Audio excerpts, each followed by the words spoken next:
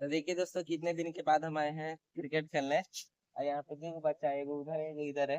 तो इस सबको हम एक इनाम दिए हैं कि जो मेरा कैच उठा लेगा 2 गेंदा में, अगर हम मारेंगे और कैच उठ जा रहा है तो कैच कर लेगा तो उसको मिलेगा 50 रुपये इनाम। देखते रहिए आप। चलो चलो भाई खिलावा, पैसे जीतला तैयार रहिए। दाव नहीं खिलाइए तब कैच उठे।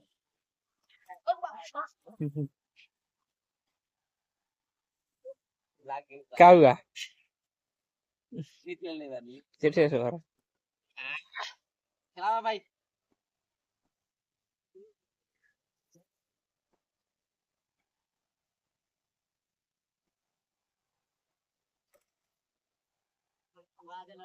बुला के का हो? आई मैं गेंदा बुला के भाई के खाते देखता है क्या होता लेगा। हम्म, पीछे से लेना बोले के बाद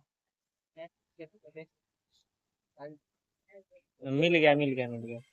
चला मिल गया गेंदा 20 देगा ना परी ना तो भाई का होता है